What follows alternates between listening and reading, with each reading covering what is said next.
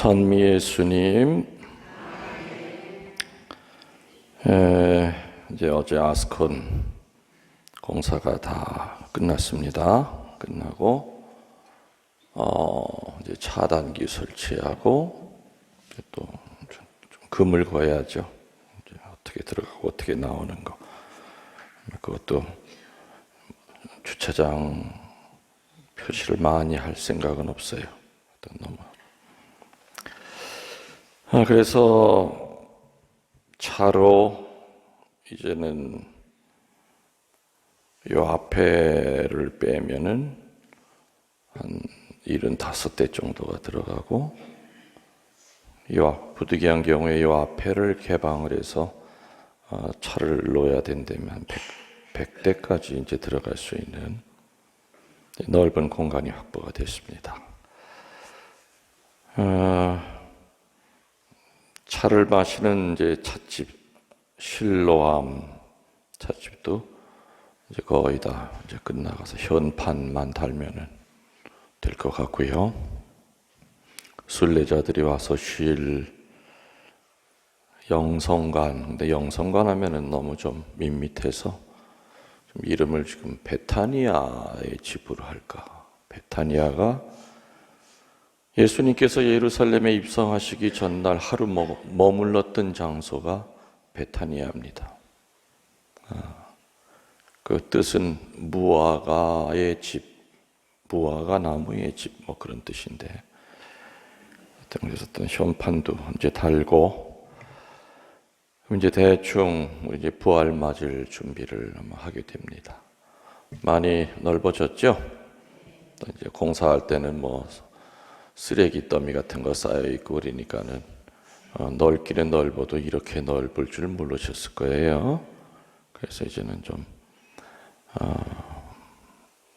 차들이 주차할 공간도 많이 늘어났고, 또 쉼터도 생겼고, 또 순례자들이 와서 잘방도 생겼고, 그래서 아무튼 근데 뭐 제가 유별난 거 하는 건 아니고, 그냥 적어도 이 정도는 돼야 그래도 명색이 성지, 성당에 그래도 조금 면모를 갖추지 않을까.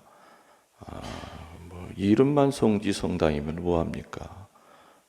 그러니까 좀 정리를 한 거예요. 환경 정리. 학교에서도 환경 정리 하잖아요. 주변 정리. 그리고 이제 끝나고 나면은 이제 성당 안은 이제 뭐 냉담방 다 설치됐고, 연세 많은 올겐도 다 이제 정리가 새로 설치가 됐고, 이제 하나 해야 될 게 이 등을 갈아야 돼요. 등이 오래돼가지고 다마를 아무리 바꿔 껴도 저렇게 계속 불이 나가요. 접촉 불량이다 보니까. 그래서 아니 등 갓을 전부 다 새 거로 그것만 교체하면은 뭐 이제 얼추 성당 안팎은 그래도 깨끗하게 정리가 되고, 여러분들이 어디 가서라도 우리 서운동 성당 와봐. 되게 이뻐. 그죠? 자신 있게. 또 어느 신자들이 오더라도 아이고 참 성당 깔끔하게 밤털 깎은 것처럼 이렇게 잘 깎아놨네. 그런 소리가 들리겠죠. 정말 매일같이 나와서 열심히 봉사하시는 분들이 있어서 이번에 이런 공사도 제가 좀 많이 수월했습니다. 안 그러면 제가 다 일일이 하나하나 쫓아다니면서 해야 되는데, 그래서 여러분들 중에 또 그런 거 하셨던 분들이 있으니까 몸으로 떼고 그래서 잘 이제 만들어지고 있다고 봅니다. 지금 내가 강론하기 전에 이 얘기하는 이유 아시죠? 전국에 있는 신자들이 궁금해해요. 그래서 지금 녹음을 해가지고 들으라 이거예요. 여기 은총의 밤에 왔던 분들은 야 이거 어떻게 바뀔까? 그래서 지금 진행 과정을 설명하는 거예요. 이게 녹음이 돼서 전부 다 전 세계로 이제 퍼지기 때문에. 그 전에 본당에 있을 때요, 예비자 교리반에 할머니 한 분이 나오셨는데, 교리 잘 배우셨는데 갑자기 세례받기 전날 찾아오시더니 땅을 치고 통곡을 하면서 못 받겠대요. 왜 안 받으세요? 그랬더니 너무너무 창피하고 부끄러워가지고 얼굴을 들 수가 없대. 받을 수가 없대요. 왜 그러세요? 그랬더니 세상에 우리 조상 가운데 예수님 팔아먹은 사람이 있는 걸 처음 알았대. 그 할머니가 성이 유씨야.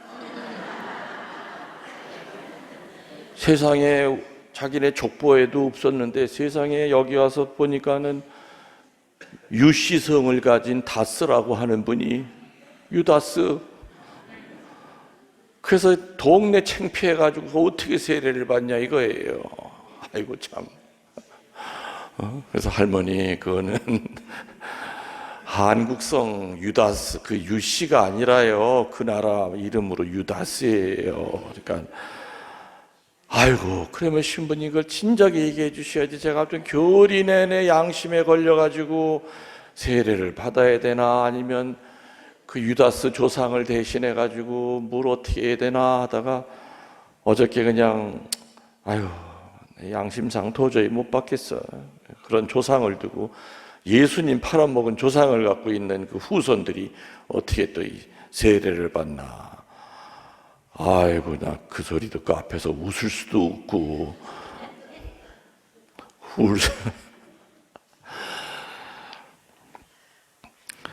유다스가 성이 유씨가 아니에요. 베로니카 성녀가 성이 베씨가 아니에요. 아셨죠? 네. 어제도 유다스 얘기 나왔죠? 악습 얘기했을 거예요. 대죄와 본죄가, 대죄와 소죄의 차이가 뭐냐? 비록 의도적으로 저지른 소죄라 하더라도 습관적인 죄가 계속 반복이 될 땐 그게 대죄가 된다 얘기 드렸죠? 유다스의 그 습관적인 죄, 다시 말해서 악습, 뭐였다고 그랬어요? 공금 횡령, 돈을 빼쓰는 거예요. 그 돈이 얼마나 있었겠습니까? 아이고, 배륙이 간을 내먹지. 우리처럼 만명천사 계좌가 있어서 예수님 돕기 후원의 계좌로 돈이 척척 들어오는 것도 아니고, 그냥 어떻게 돈 모은 거 어떻게 한 끼 떼고 또 한 끼 떼고. 예수님과 제자들은 사실 배 고른 적 많아요. 얼마나 배가 고팠으면 그 남의 밀밭에 들어가서 그 미리사 비벼 먹다가 주인한테 걸려가지고 아주 욕을 퍼대기로 얻어먹잖아. 예수님이 얼마나 당신 신세가 처량하면은 날아다니는 새도 둥지가 있고 여우도 굴이 있지만 사람의 아들은 머리 들고 쫓아오구나, 비피할 데가 없구나. 거기에 총무를 보고 있었잖아요. 돈주머니 맞는 회계를 보고 있었잖아요. 그래서 이 악습이라고 하는 이 반복된 소죄는, 반복적인 이 소죄는 우리를 대죄로 끌고 가요. 그래서 대죄로 끌고 가기 전에 악습을 뭐로 바꿔야 된다고요? 선습으로 바꿔야 된다. 착한 습관, 선한 습관으로 바꿔야 돼요. 맞죠? 그래서 부활절은 내 악습을 무너뜨리고 거기에다가 착한 선습. 선습은 굳어지면 굳어질수록, 선습은 그 범위가 커지면 커질수록 천당문이 더 훨씬 가까운 거예요. 그러나 악습에 굳어지면 굳어질수록 천당문으로 들어가기는 어려울 것이다. 그래서 어제도 유다스 얘기, 오늘도 또 유다스 얘기가 나와요. 예수님을 3년이나 따라다니면서 갖가지 복음과 기적을 보고 체험한 그 유다스가 어떻게 그렇게까지 할 수 있었을까? 결론으로 얘기하면 두 가지예요. 첫 번째는 돈 욕심, 두 번째는 자기 식대로의 예수님 모습을 그린 거예요. 돈 욕심 플러스 자기 식대로의 예수상, 자기가 생각하고 있는 예수님. 유다는 요한복음 12장 6절에 보듯이 공금 횡령을 해오던 나쁜 악습이 있었습니다. 돈에 대한 그 악습의 노예가 이미 됐던 겁니다. 달리 생각해 보면은 자기 계산상으로는 지금껏 신적 능력을 발휘하셨던 그 스승이 내가 팔아먹어도, 은전 30냥에 팔아먹어도 스스로 분명히 위기를 벗어나실 것이다. 잡혀가는 척 하시다가 당신의 능력을 보여서 잡아가던 사람을 다 거꾸로 틀리고 우리 앞에 나타날 것이다. 그러면 주머니에 돈은 돈대로 30냥이 들어와 있고 스승님도 또 우리 앞에 살아오시고, 그러면 이게 뭐냐? 또랑치고 가재 잡고 또 뭐 있죠? 그런 얘기? 그러니까 자기 위주의 예수님 모습을 가지고 있었어요. 그러나 예수님의 생각은 유다의 생각과는 달랐죠. 예수님은 그냥 그의 운명을 그대로 받아들이셨던 겁니다. 끌려갈 때 아마 요때쯤이면은 예수님이 뭔가 능력을 보이실 텐데, 근데 그냥 도살장에 끌려가는 어린 양처럼 끌려가시고, 옷을 벗기고 머리에 가시관을 씌울 때도 아무 저항도 안 하시고, 그 엄청난 태형을 당하면서 등가죽이 다 찢어지고 벗겨지는데도 그 능력을 보이시지 않는 거예요. 아이고, 이거 왜 그러실까? 빨리빨리 어떻게 뭔가를 좀 한번 기적을 일으키셔야 되는데 저놈들 다 거꾸로 틀리고 나중에는 그 무거운 십자가를 지고 해골산을 올라갈 때도 아무런 저항을 안 하시고, 그 고통 속에서 양선과 발등에 대못이 박힐 때도 예수님은 아무런 저항을 안 하셨죠. 아니 왜 저렇지? 저러시면 안 되는데, 저러시면 안 되는데, 내 계획은 이게 아니었는데. 나중엔 돌아가세요. 유다스는 하늘이 무너지는 것 같았을 거예요. 왜? 자기가 생각했던 그 모습대로, 자기 계획대로 진행이 안 됐단 말이에요. 안 됐단 말이에요. 너무 놀라고 실망해서 유다스는 결국에 어떻게 합니까? 자살까지 하게 되지요. 자살까지. 그래서 이 유다스의 사건은 금전을 사랑하는 그 욕심이 얼마나 무서운 죄까지 범할 수 있는가를 보여주는 역사상 최악의 실례입니다. 돈을 사랑했던 사람이 저지를 수 있는 하느님을 죽이는 거예요. 그래서 유다스의 비극은 예수님을 원래 본래의 예수님으로 받아들이지 않고 자기 마음속에 그리고 있는 예수가 어떤 존재가 되었으면 하고 바라는 자기식의 예수로 받아들였기 때문에 생긴 엄청난 비극이었죠. 그래서 우리가 명심해야 할 것은 우리가 예수님을 변화시키는 것이 아니고 예수님이 우리를 변화시켜야 한다는 겁니다. 예수님을 우리의 목적을 위하여 이용할 수 없다는 얘기죠.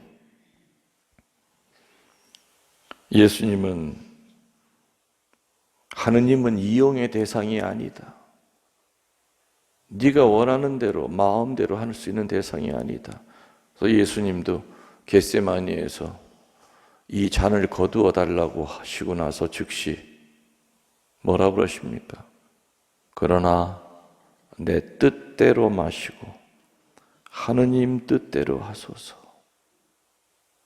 근데 우리들은 반대야. 하느님 뜻대로 마시고 내 배짱대로 하이소. 당신의 생각은 저는 전혀 관심이 없습니다. 당신은 무조건 내가 청하는 거 해결해 주셔야 되고, 내가 달라는 거 내 앞에 탁탁 대령해 줘야 되고, 네, 그러니까 굴기도 하지 않습니까? 미사드리지 않습니까? 유다스의 비극은 예수님보다 자신이 더 현명하다고 생각하는 데 있었어요. 유다스의 가장 큰 비극은 하느님보다도 자기 판단이 더 옳다고 생각하는 데 있었어요. 그래서 우리는 어떤 경우에라도 하느님의 말씀보다도 자신의 생각이나 자신의 방법이 더 낫다는 이 생각은 우리를 비극으로 이끌고 갈 거라고 하는 것을 늘 명심해야 됩니다. 그래서 우리는 어떤 경우에라도, 어떤 상황에라도 주님, 이 순간에 저에게 뭘 원하십니까? 제가 이 순간에 어떤 말을 해야 되겠습니까? 제 앞에 아파하는 사람이 있는데 이 순간에 어떤 말로 주님의 치유의 도구가 되어야 되겠습니까? 주님, 제가 십자가가 지금 너무너무 큰데 이 십자가 내다 버리고 싶지만은, 그러나 주님이 지고 올라가셨기 때문에 제 십자가인 거 압니다. 근데 제가 힘이 약합니다. 제가 뭘 어떻게 해야 되겠습니까? 한 말씀만 하소서. 유다스의 비극은 뭐라고요? 예수님보다 자기가 더 현명하다고 착각하는 거예요. 우리들은 성당에 다니면서 교우들과 친교하면서 봉사하면서 늘 어떤 때는 마음속에 하느님보다 내 판단이 더 옳다고 생각합니다. 하느님보다 이 김신부의 판단이 옳다고 생각할 수도 있어요. 저는 늘 한평생을 그거를 제일 경계하고 살았어요. 하느님의 일은 IQ 가지고 하는 거 아니죠? IQ가 높다고 해서 하느님의 역사가 만들어지는 건 아니에요. 늘 그래서 저는 정말 기도 열심히 해요. 본당에 뭐 하나 할 때도 주님, 분별을 주십시오. 분별을 주십시오. 어차피 열심히 기도하고 얘기해도 10사람이 다 똑같은 마음일 수 없는 거 알아요. 그러나 나중에 결과를 보면은 신부님을 통해서 하느님이 역사하셨구나. 그건 나중에 알게 돼. 그때 그 순간에는 어차피 그거는 마음이 다 똑같다 그런다면 그건 처음부터 인간 세상이 아니죠. 다 생각이 다르고 의견이 다를 수 있어요. 그렇지만 목자를 믿고 쫓아와주고 결과가 아름다울 때는, 선한 결과를 맺게 될 때는 하느님의 뜻대로 이 본당이 만들어져 가고 있구나. 우리 공동체가 이루어져 가고 있구나. 여러분들 명심하시라고 그랬어요. 여러분이 예수님을 변화시키려고 하지 마시고 예수님이 우리를 변화시키려고 하는 거, 그거 겸손하게 받아들여야 된다는 거. 예수님을 여러분의 뜻대로 마음대로 하려고 하지 마시고 늘 어떤 순간 어떤 일이 있어도 우리는 무릎을 꿇고 주님, 한 말씀만 하소서. 제가 이 순간에 어떻게 해야 되겠습니까? 분별이 서질 않습니다. 늘 겸손하게 도움을 청하여 유다스의 비극이 내 삶에 일어나지 않도록 애씁시다. 아멘. 예물 준비성가 210